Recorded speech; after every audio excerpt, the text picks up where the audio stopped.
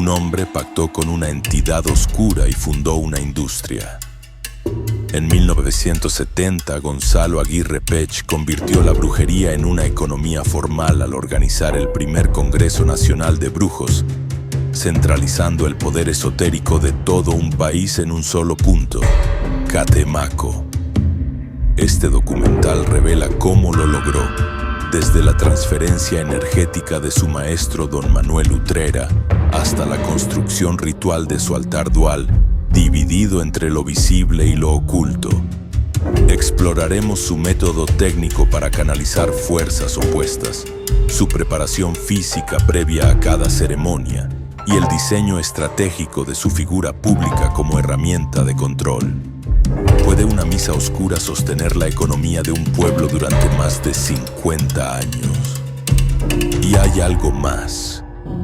Antes de morir, Aguirre Pech declaró que su cuenta con el diablo estaba saldada. ¿Qué significaba esa afirmación dentro del contrato mágico que lo sostuvo durante toda su vida?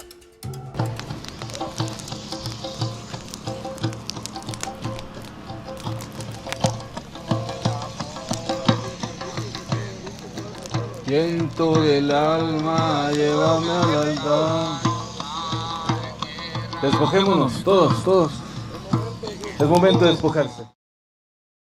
Este es el canal del brujo Efraín Balak. Les doy la bienvenida. Aquí exploramos el lado arcano de la historia, la filosofía y la brujería. El índice, como siempre, está en la descripción de este video. La magia ritual no es un acto de fe, es un sistema operativo basado en leyes precisas. El conocimiento de estas leyes y su correcta aplicación es lo que separa al aficionado del practicante efectivo. Hoy, vamos a analizar el trabajo de un hombre que no solo aplicó estas leyes, sino que las redefinió para una era completa. Gonzalo Aguirre Pech. Nacido el 10 de enero de 1914 y fallecido el 21 de septiembre de 1982, Aguirre Pech es conocido como el primer brujo mayor de Catemaco. Este no fue un título autoproclamado. Fue el resultado de una estrategia deliberada que culminó en marzo de 1970, cuando organizó y presidió el primer Congreso Nacional de Brujos.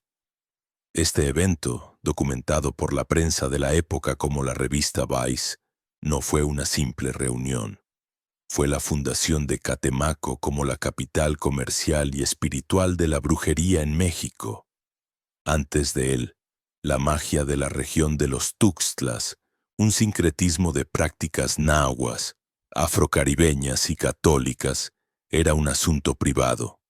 Él la convirtió en una industria y un fenómeno público. La pregunta fundamental no es si él creía en su poder. La pregunta es, ¿cuál era la estructura técnica de ese poder? ¿Cómo funcionaba su sistema para que políticos, figuras públicas y gente común buscaran sus servicios de manera tan consistente? El fundamento de su método, y el primer secreto que deben comprender, es el principio de dominio dual. Aguirre Pech operaba desde la convicción de que el poder absoluto no reside en la luz ni en la oscuridad, sino en el punto de equilibrio que las controla a ambas. Su fórmula de trabajo, en el nombre del Ser Supremo y del adorable Adonai Negro, es un código operativo.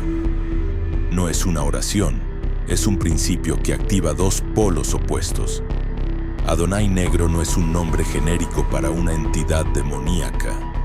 Es la designación específica que él utilizaba para el regente de las fuerzas con las que pactó, con el demonio, un hecho que él mismo afirmaba.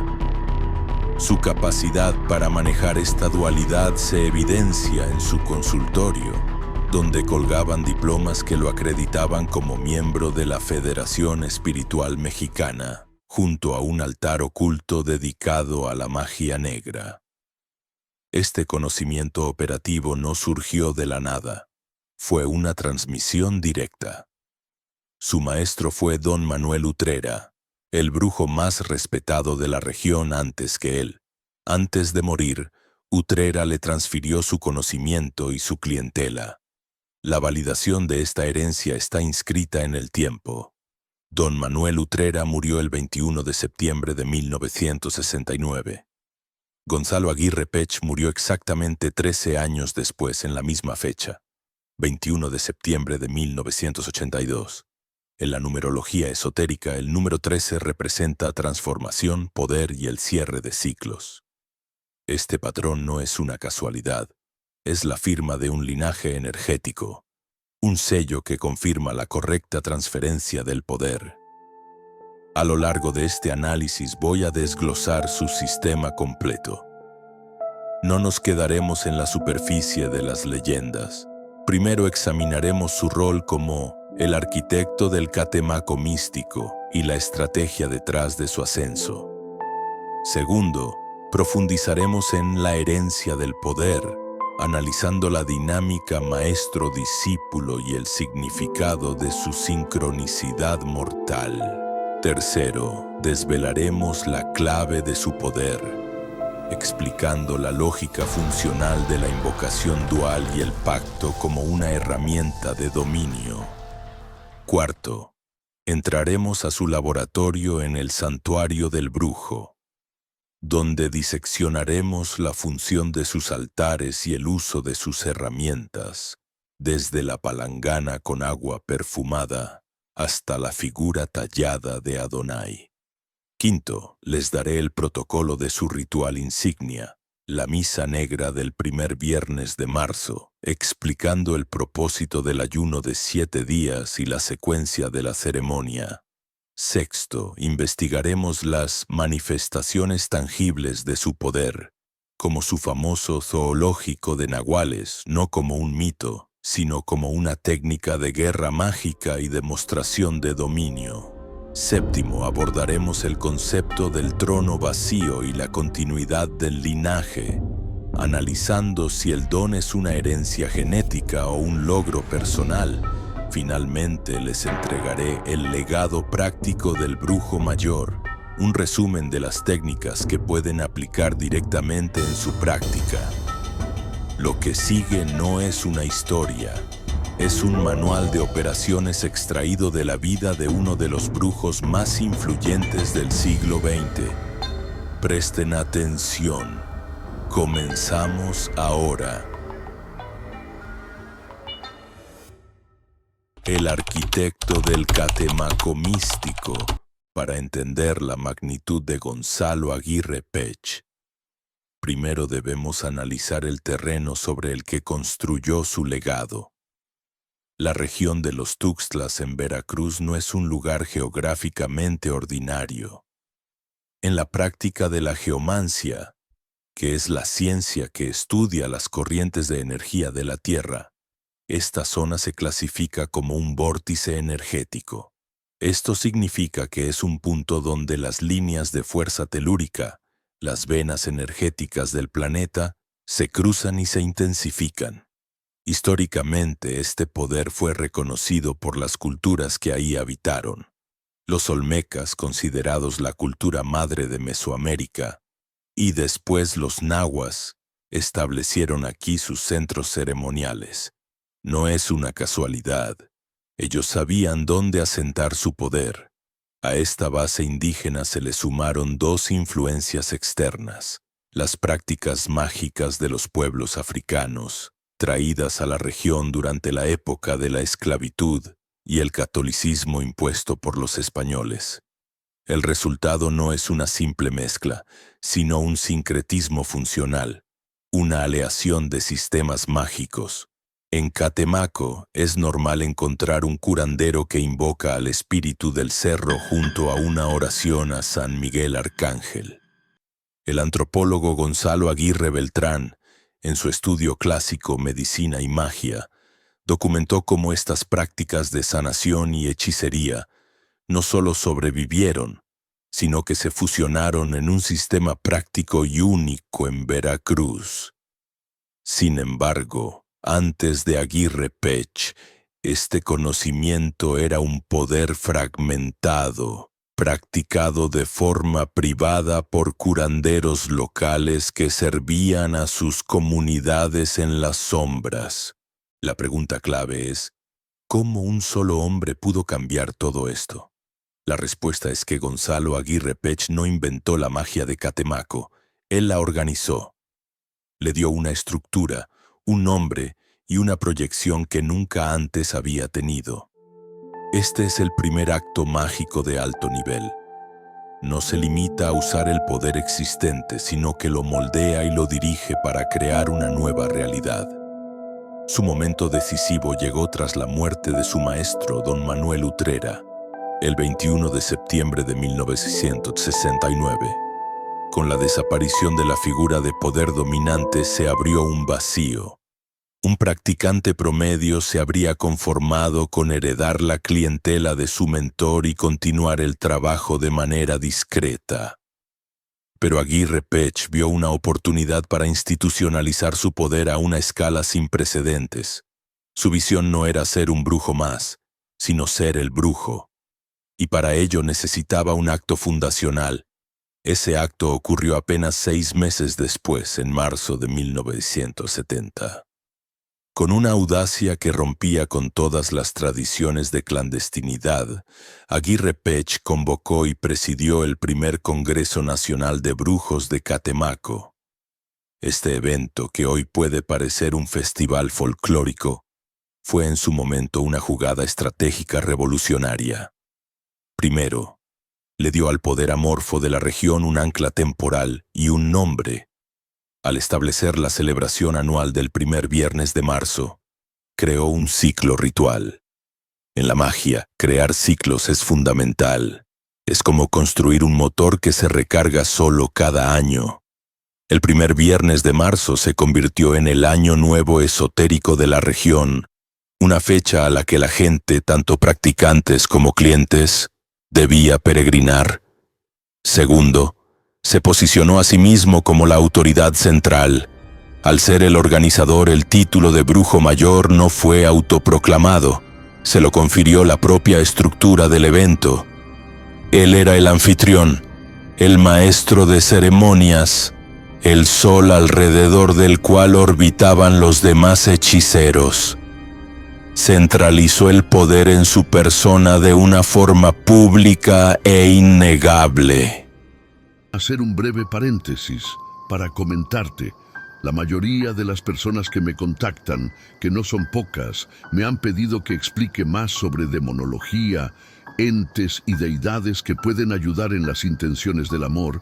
Es por esa razón que me he tomado la molestia de crear la guía más completa que podrás encontrar sobre entes y demonios del amor. Incluye el sigilo correspondiente por cada uno y la forma de invocación para que pueda ayudarte. Es una guía muy completa. Este material lo dejo en un enlace en la descripción. Por otro lado, si te interesa profundizar más en la magia negra, tenemos un grupo privado donde está, por así decirlo, mi aquelarre de aprendices. Ahí conversamos y debatimos temas más profundos de la brujería. Las plazas son limitadas. El enlace también está en la descripción. Finalmente, si te interesa contactarme para algún trabajo de cualquier tipo, mi único correo es efraimbalak@gmail.com y mi única web es efraimbalak.org. No intenten comunicarse por otro medio. Gustoso les atenderé. Tengan en cuenta, por favor, que muchas personas intentan contactarse conmigo y a veces me resulta demoroso responder a todos, pero siempre lo hago. Para acabar, incluyo en la caja de descripción un regalo si están interesados en la magia negra y los hechizos de amor. Continuemos. Tercero, y esto es crucial, abrió las puertas al mundo exterior. El Congreso fue una invitación directa a los medios de comunicación. Entendió que en el siglo XX, la fama es una forma de poder. La prensa nacional e internacional respondió. Revistas de la época, como se menciona en crónicas y testimonios, cubrieron el evento y pusieron a Catemaco en el mapa. De repente, su nombre fue mencionado al mismo nivel que el de la otra gran figura mística de México, la sacerdotisa mazateca María Sabina. La diferencia fundamental y lo que demuestra su genio estratégico es que a María Sabina la descubrieron, como documentó el banquero y etnomicólogo R. Gordon Wasson. Ella fue una figura pasiva en su ascenso a la fama. Gonzalo Aguirre Pech, en cambio, fue un agente activo.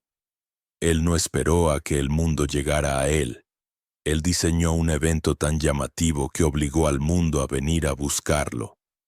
Este acto único lo catapultó de ser un hechicero local a una celebridad nacional. El impacto de esta estrategia fue inmediato y tangible, afectando directamente la estructura social y económica del pueblo. Nació lo que hoy conocemos como turismo esotérico. La gente de todo México y del extranjero comenzó a viajar a Catemaco no solo por su belleza natural, sino con un propósito específico: ir a hacerse una limpia a Catemaco. Esta frase se integró en el lenguaje popular mexicano. La economía local se transformó. Surgieron negocios dedicados a servir a esta nueva industria. Consultorios esotéricos, mercados de hierbas y amuletos, hoteles y restaurantes que prosperaban durante la semana del primer viernes de marzo. Se estima que hoy en día, alrededor de 50 individuos se dedican formalmente a la brujería en el pueblo, muchos de ellos herederos de la tradición que él consolidó. Pero su plan iba más allá de lo económico. Con las ganancias obtenidas de su clientela más pudiente, que incluía a políticos y empresarios, Aguirre Pech invertía directamente en la comunidad. Registros locales y testimonios de la época confirman que donó un nuevo reloj para la torre del Palacio Municipal, financió monumentos públicos como el del Día de las Madres y aportó fondos a escuelas y clínicas locales. Esto no era simple caridad, era una táctica de anclaje de poder. Al reinvertir en el pueblo creaba una red de dependencia y gratitud. Se convertía en un benefactor indispensable. La prosperidad del pueblo estaba visiblemente ligada a su presencia y a su éxito. Podían temer su poder oscuro, pero no podían negar su contribución material. En esencia, Gonzalo Aguirre Pech no fue solo el brujo más famoso de Catemaco. Fue su arquitecto. Tomó la energía cruda y el conocimiento disperso de un vórtice de poder y le dio una estructura, un calendario, una marca y una proyección global. Creó un sistema en el que él era el centro indiscutible, y ese, en sí mismo, fue su acto de magia más grande y duradero. La herencia del poder. La creencia de que un gran poder mágico puede obtenerse de manera solitaria, a través de solamente libros o de una experimentación aislada, es uno de los errores más extendidos entre los practicantes modernos. Es una idea fundamentalmente incorrecta. Normalmente se transfiere directamente de un maestro a un discípulo. Gonzalo Aguirre Pech no es una excepción a esta regla. Por el contrario, es su ejemplo más claro y documentado. Su poder fue forjado y él fue específicamente elegido para aportarlo. Para comprender a fondo la naturaleza de la autoridad de Gonzalo, es indispensable conocer primero a la figura bajo cuya sombra se formó. Su maestro fue don Manuel Utrera, quien durante la década de 1950 era reconocido como la máxima autoridad esotérica de Catemaco, el brujo mayor de su era. En aquel tiempo, un joven Gonzalo Aguirre Pech trabajaba directamente para él. Los registros biográficos y la tradición oral lo sitúan en la posición de chofer y asistente. Es crucial entender que esto no era un simple empleo, sino la fase fundamental de su aprendizaje. Ser el asistente de un brujo del calibre de Utrera significaba una participación total y continua en la vida profesional de Utrera. Implicaba ser testigo de cada consulta, escuchar cada palabra de poder, preparar cada instrumento ritual y, en esencia, absorber el conocimiento no solo mediante la instrucción verbal, sino a través de una transmisión directa de energía, lo que se conoce como ósmosis energética. Esta etapa es, en realidad, una prueba prolongada de lealtad, humildad y paciencia. Mientras conducía a Utrera o mantenía su espacio de trabajo, Gonzalo no era un mero sirviente. Era un iniciado en la fase más crítica de su formación, aprendiendo los secretos operativos que ningún libro o grimorio podría jamás contener. Los testimonios y los registros son unánimes en un punto fundamental.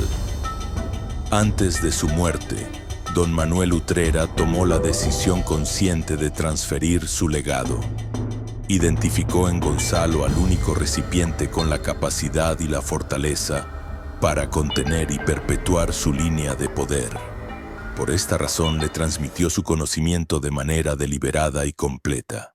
La motivación citada para este acto fue explícita y pragmática, para evitar que ese conocimiento pereciera con él.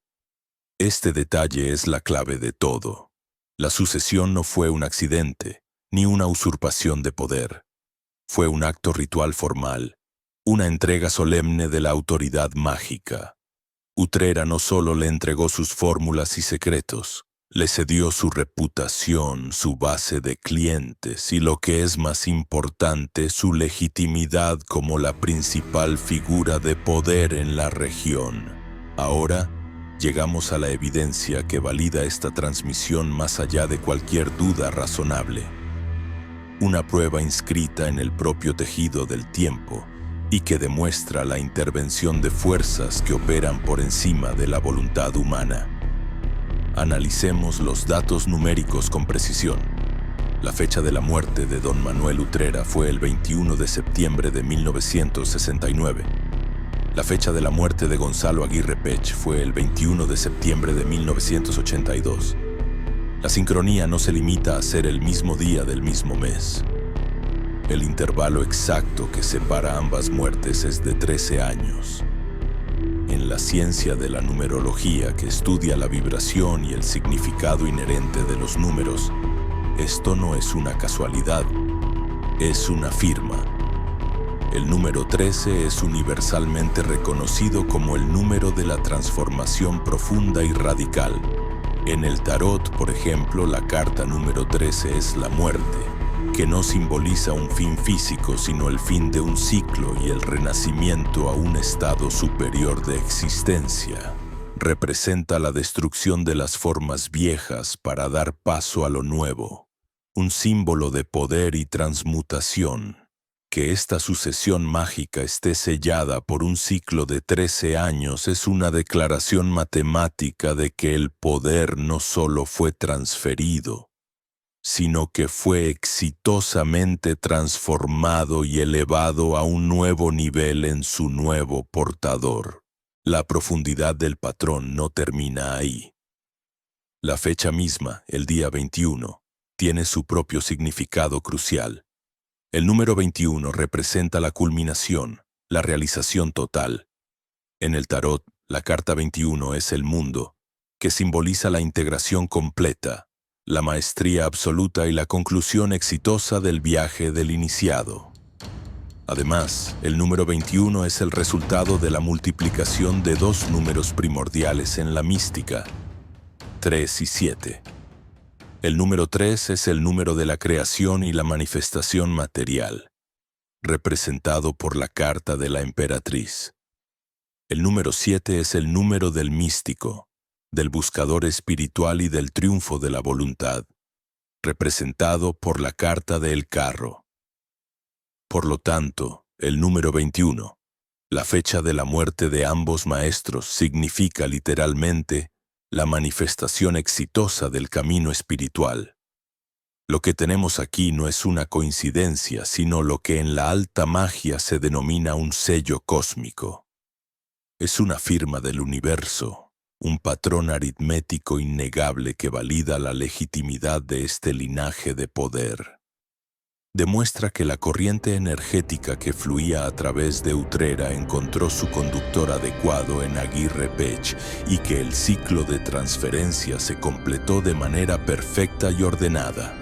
La muerte, en este contexto, deja de ser una tragedia para convertirse en el acto final de un ritual de sucesión que duró 13 años, y su asombrosa sincronía es la rúbrica que lo autentifica ante el cosmos.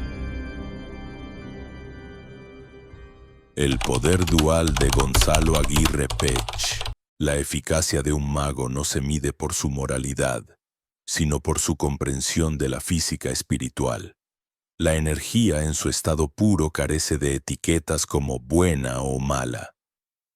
Simplemente existe como la electricidad, con la capacidad tanto de construir como de destruir. Muchos practicantes, por temor o por un conocimiento incompleto, cometen el error fundamental de trabajar únicamente con un polo de esta energía, limitándose a sí mismos. Gonzalo Aguirre Pech comprendió la ineficiencia de esta división. Él sabía que para ser un operador completo y verdaderamente efectivo, debía dominar todo el circuito energético. En este principio reside la clave de su poder, el secreto que, según sus clientes, lo hacía infalible en sus trabajos. La fórmula que utilizaba para iniciar sus rituales más importantes es la llave para entender su método. En el nombre del Ser Supremo y del adorable Adonai Negro. Esta es una declaración de intenciones que activa simultáneamente los dos polos opuestos del poder. La primera parte, en el nombre del Ser Supremo, invoca la fuerza creadora, la energía que ordena y construye, el polo positivo del universo. La segunda parte, y del adorable Adonai Negro, es donde se manifiesta su genio táctico. La palabra adorable no implica sumisión, sino un profundo entendimiento y respeto. No se puede dominar una fuerza que se teme. Adonai es un título hebreo para Dios que significa mi Señor. Al usar la construcción Adonai Negro, Aguirre Pech no se refería al diablo caricaturesco de la religión, sino que reconocía al aspecto oscuro y caótico como una faceta inherente de la misma divinidad. Este es el polo negativo, la fuerza que disuelve, destruye formas viejas y pone a prueba. Un brujo que solo invoca al Ser Supremo puede construir, pero le falta la capacidad de demoler los obstáculos. Al invocar a ambos, Aguirre Pech se posicionaba como un ingeniero maestro, capaz de construir y demoler a voluntad. La leyenda popular dice que don Gonzalo le vendió su alma al diablo. Esta es una interpretación incorrecta de un proceso mucho más sofisticado. Lo que él estableció no fue una venta, sino un contrato, un pacto estratégico con la entidad que él denominaba Adonai. Se dice que este acuerdo se formalizó en el Cerro del Mono Blanco, un punto de poder natural. En la alta magia, un pacto no es un acto de desesperación, sino una negociación entre dos potencias. Él ofreció su servicio y lealtad a esta fuerza a cambio de una autoridad y un poder sobrenaturales. Él mismo llegó a afirmar que esta entidad le confirió el título de Rey de los Brujos en la Tierra, un lenguaje que no es el de un esclavo, sino el de un representante con poder. La prueba más clara de la naturaleza de este acuerdo fue su propia declaración años antes de morir. Afirmó que gracias al bien que había hecho y a los favores que también le había cumplido al diablo, esa cuenta estaba saldada. Esta es la mentalidad de un negociador. No temía la condenación porque en su propia contabilidad espiritual había mantenido un balance. Había cumplido su parte del contrato y consideraba la transacción cerrada. Esta perspectiva era lo que lo diferenciaba. No veía el pacto como una condena, sino como la herramienta que le daba acceso a un poder sin restricciones, asegurando que no hubiera situación que no pudiera resolver.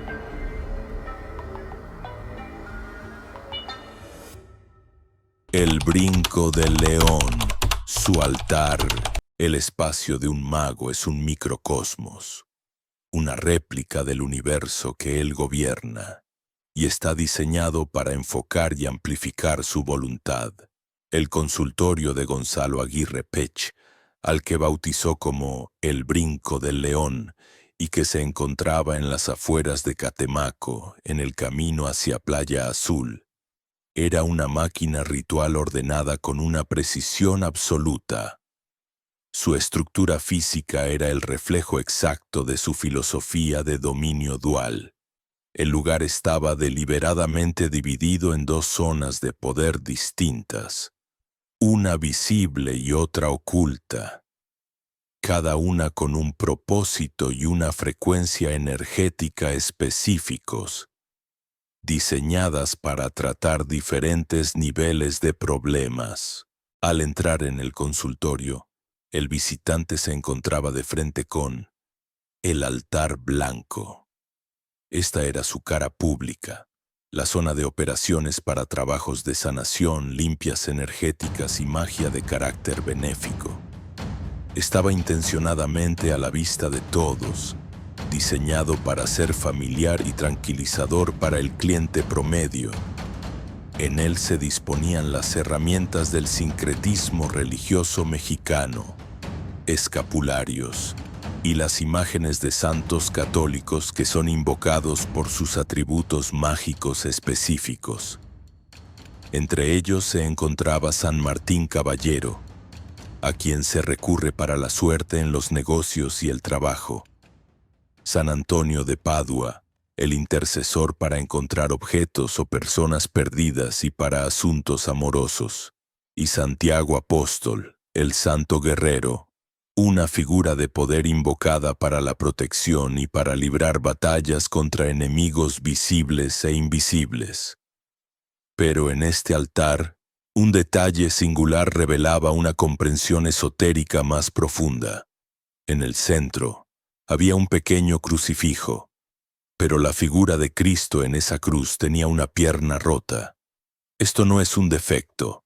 En la magia operativa, la perfección es estática, mientras que un poder que ha sido herido y ha sobrevivido es un poder dinámico.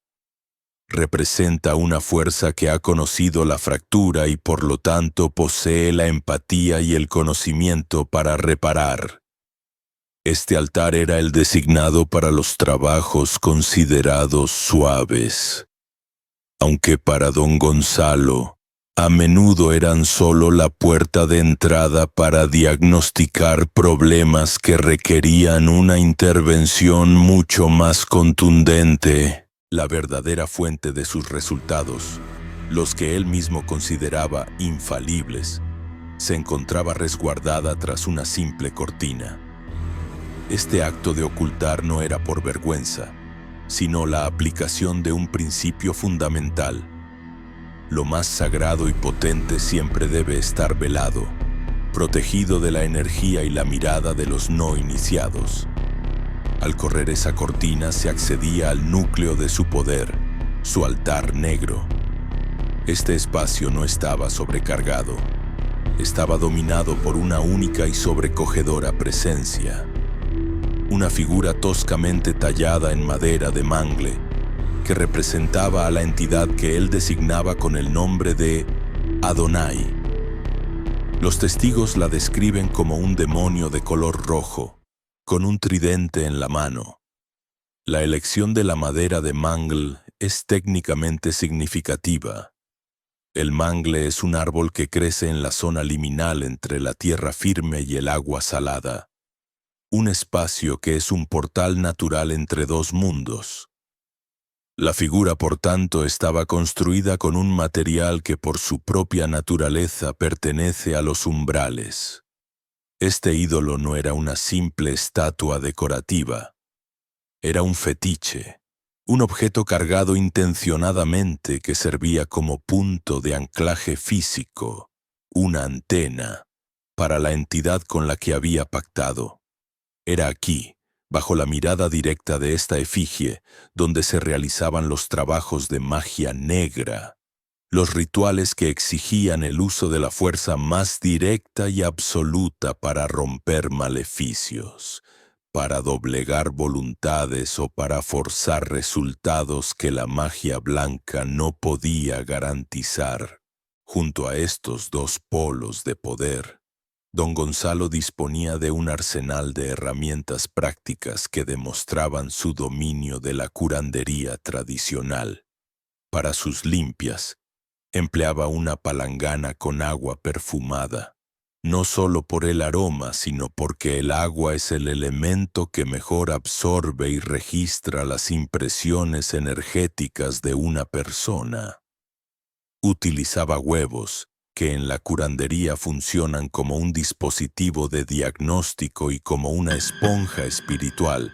Se pasan por el cuerpo del cliente para identificar la naturaleza del mal y para absorber la energía negativa. Encendía veladoras de cera, que actúan como una ofrenda de luz y como un punto de enfoque para la voluntad del mago. Y quemaba copal e incienso, un acto que no es meramente simbólico, sino que altera químicamente y energéticamente la vibración de un espacio, haciéndolo más propicio para la operación mágica. Pero su pragmatismo era lo que lo diferenciaba de otros curanderos de su tiempo. Poseía un vasto conocimiento de la herbolaria de la región, una herencia directa de las tradiciones indígenas. Sin embargo, rara vez entregaba manojos de hierbas crudas a sus pacientes. Comprendiendo la psicología moderna, preparaba sus remedios en formatos contemporáneos y fáciles de usar: elixires, píldoras, cápsulas o ungüentos. Este enfoque revelaba una mente estratégica que combinaba el conocimiento ancestral con una aplicación práctica y moderna para cimentar su autoridad, especialmente ante los forasteros y los más escépticos. En la pared de su consultorio colgaban 3 diplomas que lo acreditaban como miembro de la Federación Espiritual Mexicana. No eran simples adornos, eran una declaración de legitimidad en el mundo profano, un sello que le permitía operar con una autoridad reconocida, cerrando así el círculo de su poder. Desde el pacto secreto con lo sobrenatural hasta la acreditación formal en el mundo de los hombres. La misa negra del primer viernes de marzo. Paso a paso. Un ritual de alta magia no es una representación teatral. Su propósito es rasgar el velo que separa los mundos para manifestar una voluntad específica en la realidad física. La misa negra, tal como Gonzalo Aguirre Pech la instituyó y la practicaba, era exactamente eso. Su operación más ambiciosa y potente era una demostración anual de su autoridad y el método por el cual recargaba su poder.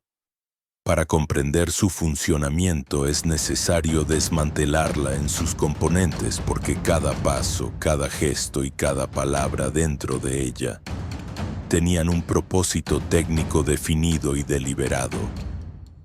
La efectividad de un gran ritual depende, en primer lugar, de su sincronización con los ciclos del universo. La elección del primer viernes de marzo para su ceremonia principal no fue una fecha arbitraria ni folclórica. Este momento se sitúa en el umbral de la primavera, muy cerca del equinoccio vernal, un punto en el calendario en que la energía vital de la Tierra está en su máximo apogeo de renacimiento. Realizar un ritual en esta fecha es como navegar a favor de una poderosa corriente cósmica, amplificando exponencialmente los resultados. El lugar, el Cerro del Mono Blanco, tampoco fue una elección casual. En las tradiciones mesoamericanas, los cerros son considerados Altepetl, que se traduce como montaña de agua, y son vistos como moradas de entidades poderosas y puntos de conexión directos con el inframundo. El Cerro del Mono Blanco era su santuario natural, un vórtice energético que por su propia naturaleza magnificaba la potencia de cualquier acto mágico realizado sobre él. En ocasiones, por razones estratégicas, don Gonzalo cambió la sede a otros puntos de poder, como un manantial conocido como Arroyo Agrio o una antigua y sagrada ceiba en su rancho. Pero el principio operativo era siempre el mismo: anclar el ritual a un punto geográfico donde la tierra misma actuara como un resonador y amplificador. Ningún mago sensato entra a un ritual de esta magnitud sin una preparación rigurosa. Intentarlo sería como tratar de contener un rayo en una vasija de barro sin cocer. El recipiente se rompería. Durante los 7 días previos a la ceremonia, don Gonzalo se sometía a una disciplina estricta y ascética. Esta preparación incluía un ayuno riguroso y una abstinencia sexual completa. Esto no es un acto de piedad religiosa como se podría pensar. Es una técnica puramente funcional de acumulación de poder. El ayuno purifica el cuerpo físico y el energético, convirtiéndolo en un conductor más sensible y limpio para las energías sutiles que se manejan. La abstinencia sexual, por su parte, retiene la energía creativa, que es la fuerza vital más potente del ser humano, para poder redirigirla y descargarla por completo durante el clímax del ritual. Es el equivalente práctico a cargar una batería a su máxima capacidad antes de su uso. Se menciona que durante esos 7 días, solo rompía el ayuno una vez para comer únicamente vegetales. Una práctica para conectarse con la energía de la tierra y mantenerse enfocado. Tengo que recordarte que si necesitas contactarme por algún motivo, solamente tengo un correo y una web oficial. No hagas caso a ningún otro, por favor. Asimismo, ten en cuenta que la guía definitiva de los entes para el amor, el enlace a nuestro canal de aprendizaje y el regalo que les prometí está en la caja de descripción. La ceremonia principal comenzaba exactamente a la medianoche, el punto de máxima potencia de la oscuridad. Los testimonios de quienes asistieron, incluyendo la famosa crónica del escritor Carlos Monsiváis, describen una atmósfera de tensión eléctrica y poder absoluto. Se imponía un silencio riguroso a todos los asistentes. Se les advertía con frases directas: «Cállense, quietos, esto no es cosa de burla. Don Gonzalo está hablando con él». Se prohibía explícitamente persignarse o cruzar brazos y piernas, ya que estos gestos crean bloqueos energéticos que pueden interferir con el delicado flujo del ritual. El propio don Gonzalo, en un estado de trance profundo, dirigía la invocación. La ceremonia incluía el uso de rezos secretos, la exhibición de símbolos invertidos y la quema de una gran estrella de 5 o 6 puntas, un acto que simboliza la apertura de los caminos tanto del bien como del mal.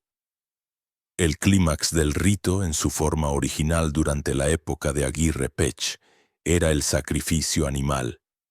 Testigos presenciales y reportes periodísticos, como los documentados por la revista Vice, hablan del sacrificio de aves y cabras.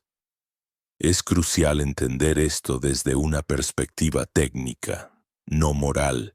La sangre, que en todas las tradiciones esotéricas es considerada el vehículo del alma o anima, se ofrecía como combustible. Era una ofrenda de energía vital pura para alimentar a la entidad invocada y para sellar los pactos y peticiones. Era el pago energético que garantizaba el resultado. Esta misa negra no era un fin en sí misma, sino un acto multifuncional. En primer lugar, era una reafirmación anual de su pacto con la entidad que le otorgaba su poder. En segundo lugar, era una demostración pública de su dominio ante otros brujos y ante la comunidad, lo que solidificaba su estatus de rey de los brujos. Y en tercer lugar, funcionaba como una recarga de energía que él mismo utilizaría a lo largo de todo el año para sus trabajos particulares. Cada primer viernes de marzo, Gonzalo Aguirre Pech no solo hablaba con el diablo, se convertía por una noche en el centro del universo mágico de México, atrayendo hacia sí el poder, la fama y el temor que lo mantuvieron en su trono hasta el día de su muerte. Milagros, nahuales y el zoológico mágico. La autoridad de un mago no se sustenta en la teoría ni en la complejidad de sus rituales, sino en sus resultados visibles en el mundo físico. La reputación de Gonzalo Aguirre Pech se forjó sobre una base de eventos que desafiaban la lógica convencional, manifestaciones de poder que la gente común presenció y experimentó de primera mano. Estas demostraciones, que iban desde curaciones consideradas imposibles hasta un dominio sobre otras criaturas, fueron la evidencia que lo transformó de un simple hechicero en una leyenda viviente. En su consultorio funcionaba como un sanador de última instancia. A él acudían personas con padecimientos que la medicina convencional ya había declarado incurables. Su método de sanación, fiel a su filosofía, se basaba en la dualidad. Ofrecía tratamientos a lo blanco, utilizando su altar con santos para rituales de purificación, pero también recurría a tratamientos a lo negro, empleando el poder directo de su altar oculto y de la entidad Adonai para los casos más graves. Las anécdotas que hoy forman parte del folclore de la región hablan de personas con enfermedades terminales que experimentaron remisiones inexplicables, o de familias enteras atrapadas en ciclos de mala suerte que veían sus desgracias detenerse abruptamente tras una de sus limpias. Además, practicaba exorcismos no a la manera de un sacerdote, sino como un operador que entendía la posesión como una infestación energética y expulsaba a la entidad invasora al invocar una fuerza superior y más temible. Su fama como hacedor de milagros era tal que, como se documenta, atraía tanto a la gente humilde de la región como a ricachones enfermos que viajaban desde muy lejos, buscando la salud que su dinero no podía comprar. Quizás la manifestación más visual y desconcertante de su poder era el zoológico que mantenía en su propiedad. No era una simple colección de animales. En sus terrenos vivían coyotes, tlacuaches, jabalíes y venados. La tradición oral de Catemaco sostiene que estos animales no eran mascotas, sino brujos rivales que habían tenido la audacia de desafiarlo. En la cosmovisión mesoamericana, el nahual es un brujo con la capacidad de cambiar de forma y adoptar la de un animal. La leyenda cuenta que en duelos de poder don Gonzalo derrotaba a sus enemigos y como castigo los atrapaba permanentemente en su forma animal, convirtiéndolos en prisioneros vivos. Él mismo reforzaba esta historia con un característico humor oscuro. Cuando uno de estos animales enfermaba, comentaba que eran sus enemigos vencidos y que por esa misma razón no gastaría su poder en curarlos. Acto seguido llamaba al veterinario para que los atendiera. Este gesto, aparentemente contradictorio, es en realidad una demostración de dominio absoluto, un desdén por el adversario que lo reduce a un problema mundano. Su zoológico funcionaba como una advertencia silenciosa y constante para cualquiera que considerara medir fuerzas con él. Su poder no se limitaba a lo orgánico. En la azotea de su casa, ubicada en una esquina céntrica de Catemaco, instaló decenas de estatuillas de tigres. Para un extraño podría parecer una decoración peculiar, pero para los locales el mensaje era claro. En la tradición mesoamericana, el jaguar, a menudo confundido con el tigre, es el depredador supremo y el nahual más poderoso. Se rumoreaba que esas estatuillas eran otros enemigos a los que había petrificado, convirtiéndolos en guardianes de piedra para su hogar. Ya fuera como protección o como trofeos, esas figuras reforzaban su imagen de invencibilidad. A esto se sumaba su fama de profeta. A principios de los años 80 circuló la versión de que había vaticinado el fin del mundo.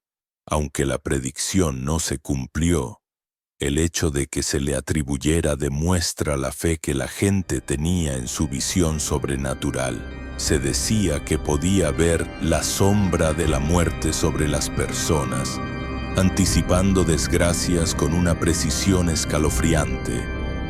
Familias de la región aún relatan cómo les advirtió de accidentes o enfermedades que luego ocurrieron tal como él las describió. La veracidad fáctica de estas historias es secundaria. Lo importante es que existían, se contaban y se creían, consolidando la imagen de un hombre cuyo poder era tan vasto que se le consideraba capaz no solo de alterar el presente, sino de leer el tejido mismo del futuro. El trono vacío y la continuidad del linaje. Cuando Gonzalo Aguirre Pech falleció el 21 de septiembre de 1982, a causa de lo que los médicos diagnosticaron como una misteriosa enfermedad vascular cerebral, la pregunta en el aire no fue solo quién lamentaría su partida, sino quién se atrevería a ocupar su lugar. Su muerte, sellada con la misma fecha que la de su maestro Utrera, cerró un ciclo de poder tan inmenso que dejó tras de sí un silencio atronador. El trono del brujo mayor de Catemaco, un título que él mismo había forjado y llenado con su sola presencia, quedó vacante. Inmediatamente la prensa y la comunidad esotérica se lanzaron a especular sobre su sucesor. Se mencionaron varios nombres como el de Olga Moreno, una respetada curandera de la zona, pero nadie parecía poseer la combinación de carisma, autoridad y proyección mediática de Aguirre Pech. La comunidad de brujos, a menudo referida como los 13 brujos en alusión a un consejo de maestros, continuó operando de forma colectiva, manteniendo vivas las ceremonias anuales pero sin una figura central dominante. El trono, en esencia, permanecía simbólicamente vacío, porque el poder de don Gonzalo no era un cargo transferible, sino una confluencia de conocimiento, pactos personales y una fuerza innata y irrepetible.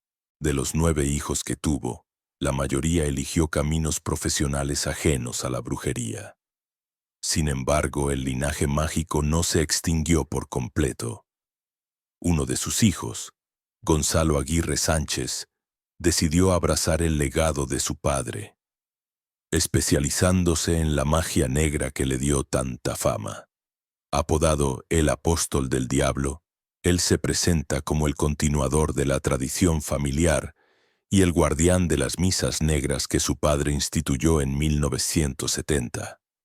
En años recientes, ha asumido un rol público en la defensa de la reputación de Catemaco, denunciando a estafadores que, en sus propias palabras, le dan mala fama a los brujos verdaderos, señalando fraudes en redes sociales donde falsos hechiceros cobran altas sumas por trabajos inexistentes.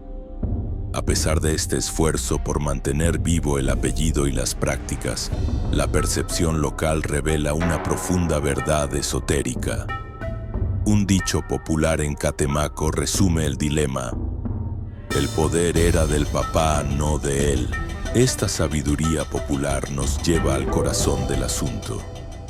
Mientras el linaje de sangre continuaba, el ecosistema mágico de Catemaco demostró que el verdadero poder se gana por mérito propio. Con el tiempo, otros brujos de gran capacidad han ascendido y han sido reconocidos para oficiar como brujo mayor durante las ceremonias anuales.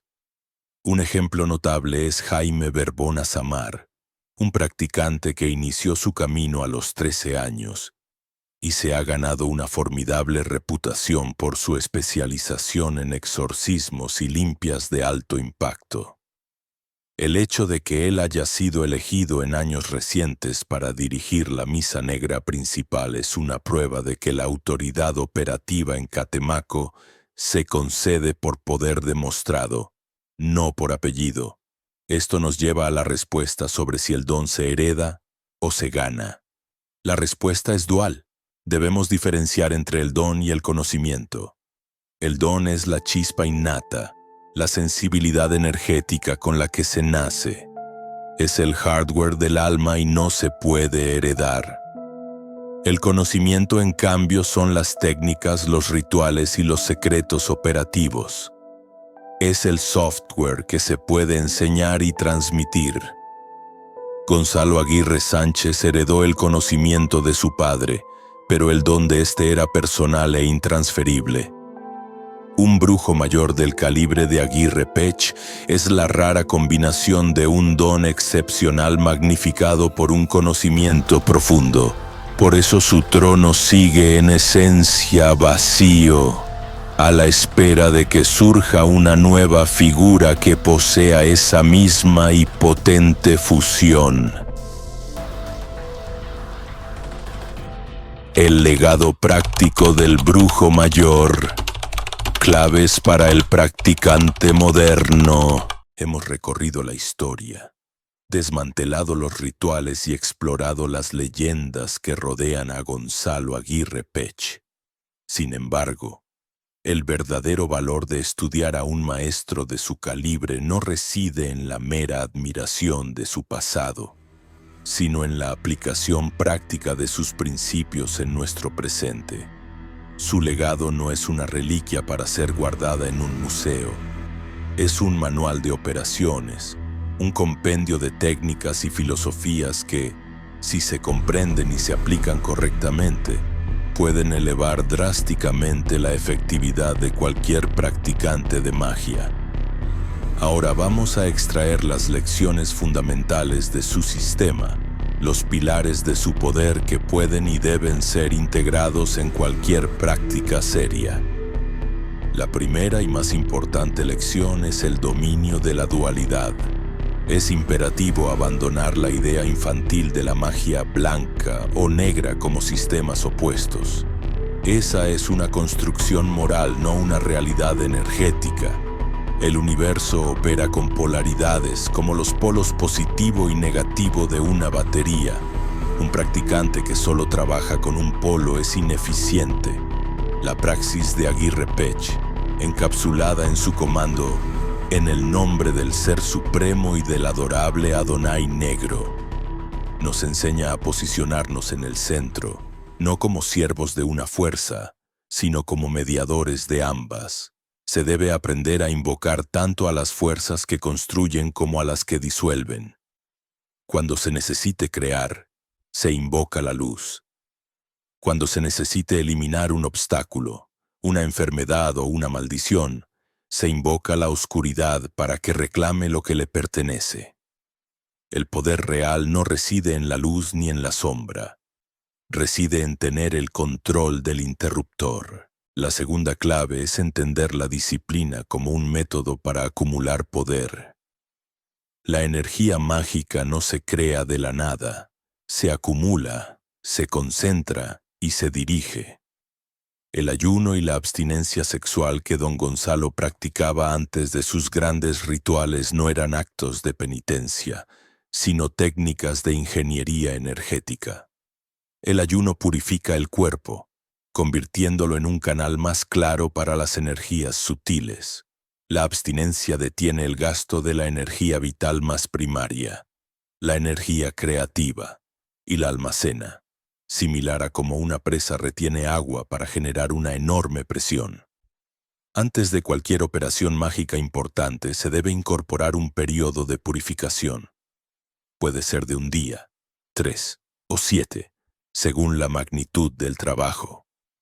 Al hacer esto, se entra al ritual no como un canal vacío, sino como un acumulador cargado listo para una descarga de poder masiva y controlada. La tercera lección se refiere al espacio de poder.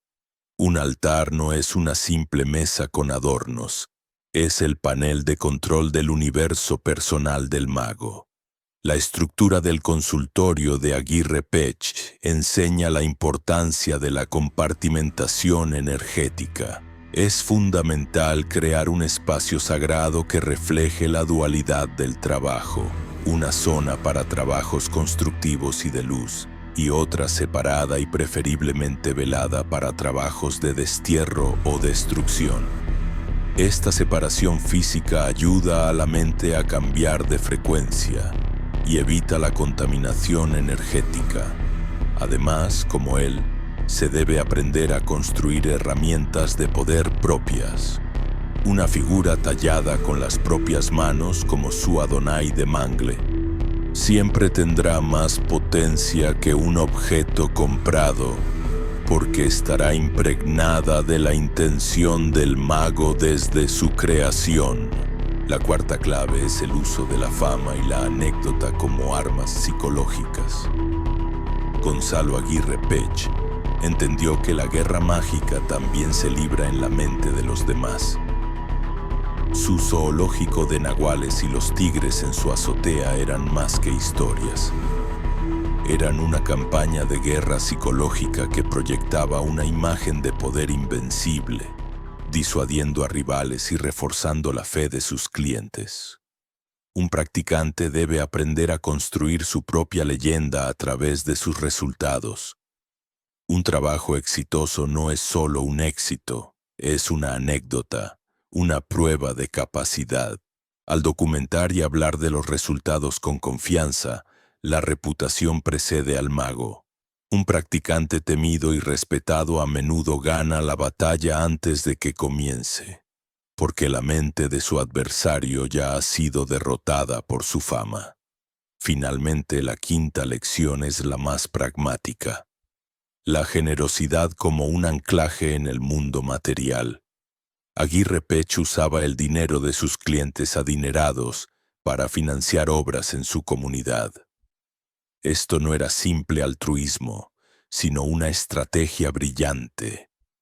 Al convertirse en un pilar económico y social, se anclaba firmemente al plano físico, generando una red de gratitud y dependencia que le proporcionaba un escudo de protección casi inexpugnable. La energía debe fluir. Un mago no debe acumular poder o riqueza sin propósito.